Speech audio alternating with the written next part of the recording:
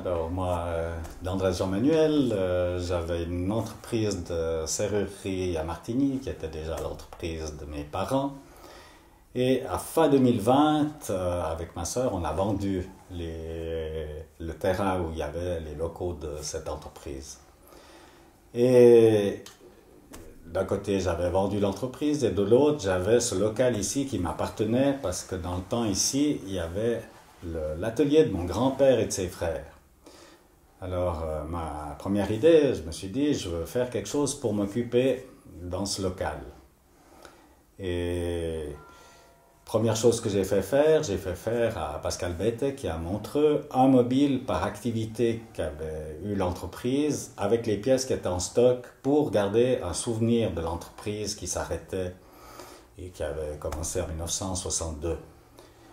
Mais à part ces mobiles, ma première idée, c'était de vendre des outils pour la sculpture sur bois, parce que j'en avais déjà vendu, j'avais chaque année à ce temps à la Fort du Valais, et je me suis dit, je vais m'occuper en vendant ces outils.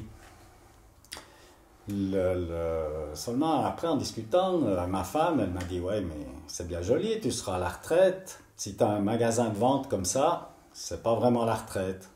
Parce que tu auras des contraintes de jours de présence fixe, des comptes à continuer à faire, partie administrative. Puis j'ai réfléchi, je me suis dit, elle n'a pas tort, mais qu'est-ce que je pourrais faire pour faire quand même quelque chose ici et pas avoir de contraintes.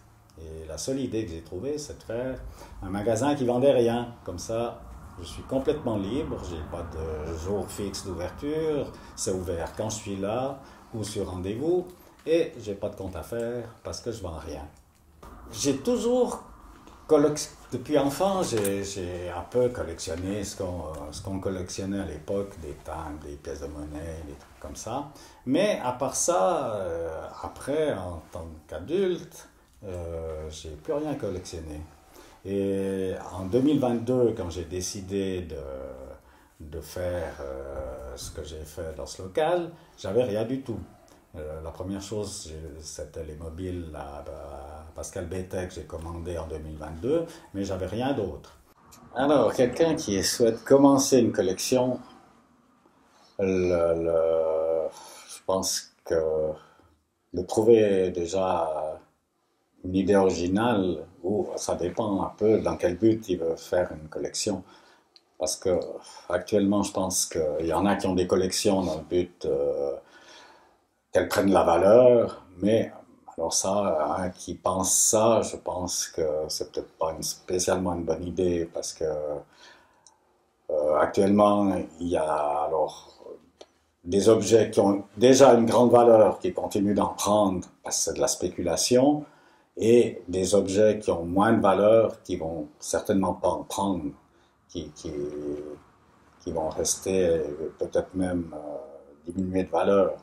Parce que souvent, voilà, le prix, c'est pour que les artistes arrivent à en vivre, mais avec le temps, ça risque de ne pas garder sa valeur d'achat. Dès le départ, je me suis dit, ça, il faut absolument que jamais je fasse ça, parce qu'autrement, ça casse vraiment le principe de l'endroit, et c'est souvent ce que les gens apprécient, d'avoir un commerce comme ça, commerce en guillemets, où c'est pas du tout commercial. Et pour donner un exemple, j'ai en vitrine des petits vélos qui viennent de Madagascar et j'ai plusieurs personnes qui ont insisté pour m'acheter ça en me disant oh, on collectionne les vélos. Et alors je leur ai donné l'adresse parce que c'est une société qui est en Suisse qui importe ces petits vélos de Madagascar et tout l'argent va pour une bonne œuvre à Madagascar. Et je leur ai dit vous pouvez les acquérir là, mais j'ai pas voulu même en vendre un de ces petits vélos. Parce que voilà, même des cartes postales, j'en ai à donner, mais pas à vendre. C'est aussi quelque chose que j'y tiens de ne pas mettre même un jour par semaine avec des heures fixes, parce que c'était aussi le principe de garder toute ma liberté et de pouvoir dire, ben voilà, c'est ouvert quand je suis là, mais c'est aussi ouvert sur rendez-vous. Donc, même dans la vitrine, il y a un papier avec mon numéro de téléphone. Et il y a aussi des feuilles que je donne où il y a mon numéro de téléphone. Et les gens qui veulent venir et être sûrs que je sois là, ils me téléphonent avant, ils me demandent tel jour, telle heure, est-ce que ça joue ou ça joue pas. Mais voilà. Autrement, il n'y a pas. C'est vraiment hétéroclite, hein, entre sculpture, entre tableau, entre. C'est des choses qui sont même. J'ai une ou deux choses, un ou deux objets qui sont même en vente, que c'est pas vraiment une œuvre d'un artiste unique, que c'est un objet qui m'a frappé et puis que j'ai acheté comme ça, parce que je trouvais qu'il allait bien ici. En 2 ans et demi, maintenant j'arrive à mon quatrième livre d'or. Et mes livres d'or, c'était des anciens rapports de travail quand on faisait les dépannages des distributeurs d'essence. Et puis, ben, voilà, j'ai trouvé original, comme il me restait de ces rapports de travail pas utilisés, d'employer ça comme livre d'or. Alors, j'ai pas mal d'anecdotes et de personnes. Alors, je vais peut-être pas parler spécialement des plus connus qui ont écrit dans le livre d'or, mais j'ai pensé à trois choses. Une chose, un premier, qui a quelque chose d'un peu humoristique, un peu grinçant quand même, c'est un monsieur qui est venu il y a à peu près 2 mois. Et puis, bon, alors j'étais un peu embêté parce qu'il parlait anglais. Et moi, l'anglais, je me débrouille pas vraiment. Mais on a quand même réussi à se comprendre. Et à la fin, quand il avait un peu tout regardé, il a dit c'est formidable, comme ça. Et il m'a pris dans les bras et il m'a dit, je vous invite en vacances chez moi. Et après, j'ai dit ça à ma femme, puis elle m'a dit, ouais, alors, il t'invite toi, mais il m'invite pas moi. Et je lui ai dit, bah, viens, je te montre mon livre d'or, et puis tu verras pourquoi tu seras peut-être moins intéressé d'aller en vacances chez lui. Et je lui montre sur le livre d'or, et ce monsieur, il habite à Odessa. Alors, je pense que c'est peut-être pas la période pour aller en vacances à Odessa. Et c'est un personnage, là. Et il m'a dit, j'ai été le dernier capitaine en chef du Queen Elizabeth II quand il a fait son dernier voyage pour aller à Dubaï, où il a utilisé maintenant comme hôtel. Et c'est un qui est une nationalité russo-ukrainienne.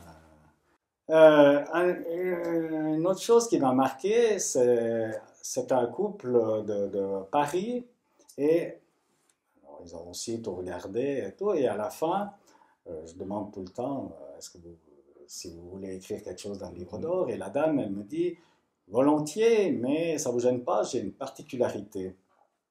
Je dis, bon, on verra bien, hein, voilà. Et elle écrit, elle n'a pas écrit énormément, mais elle écrit 2 lignes comme ça, mais aussi bien qu'on écrit très vite comme ça. Et après, elle me montre, et elle écrit tout à l'envers, comme Léonard de Vinci. Il faut, pour lire ce qu'elle écrit, il faut se mettre vers un miroir. Et vraiment, naturellement, hein, comme ça. Et elle m'a expliqué que c'était depuis enfant qu'elle a plein de choses qui lui viennent pas normalement, c'est dans le cerveau, comme ça. Et elle m'a aussi porté quelque chose qu'elle a fait, parce qu'elle fait des portraits en collage. Et elle m'a pris en photo et elle m'a fait un collage qui est là-haut. C'est tout. Et elle m'a expliqué que ces collages qu'elle faisait, c'est tout en prenant des papiers qui ont à voir avec la personne qu'elle fait. Donc, pour mon portrait, elle a pris tous des catalogues d'articles de quincaillerie, de serrurerie qu'elle a découpés. Et il n'y a pas du tout de crayon, c'est tout fait qu'avec du collage. Et alors, un troisième exemple, pour avoir quand même quelqu'un qui est un peu connu à parler, qui a écrit dans mon livre d'or, c'est Janada, Léonard Janada, qui était venu ici ben, en 2023, l'année où j'ai ouvert, le, le 19 mars. Et j'avais souvent la question de gens, enfin la question c'était pas même une question, j'ai beaucoup de gens qui sont venus ici qui m'ont dit alors ça c'est exceptionnel, on n'a jamais vu ça, vous êtes sûrement le seul au monde à avoir fait un magasin qui vend rien. Et à ces gens, je leur ai dit ben, j'en sais rien, j'ai jamais vraiment regardé. Et un jour je me suis amusé à regarder sur internet s'il y avait d'autres endroits comme ça. Et en premier, je suis tombé sur un Français qui avait fait, mais il y a déjà assez longtemps, je crois, qui avait fait un magasin, appelé aussi le magasin qui vend rien, mais lui, il allait dans des marchés et il présentait des objets pour faire réfléchir les gens. et il parlait avec les gens, il allait dans les marchés.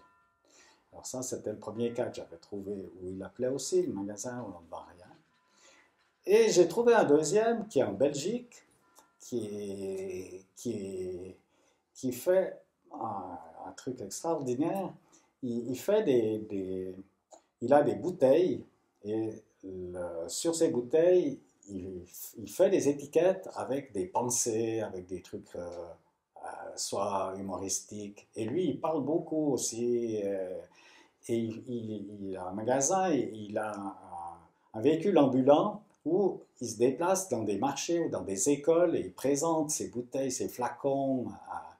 Et c'est vraiment quelque chose d'assez exceptionnel. Et puis, quand j'ai vu ça, je lui ai écrit et je lui ai dit, ah, moi, je mettrais volontiers quelque chose de vous dans mon local.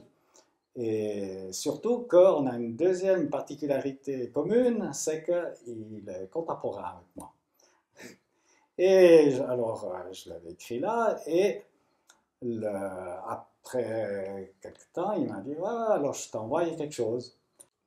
Et j'ai reçu ce colis hier. Alors je me suis dit, c'est peut-être bien, comme on est aujourd'hui, que je le garde et je ne l'ai encore pas ouvert. Et je vais le chercher et comme ça, je vais l'ouvrir pour voir ce qu'il y a dedans. Là, voilà les flacons qu'il fait.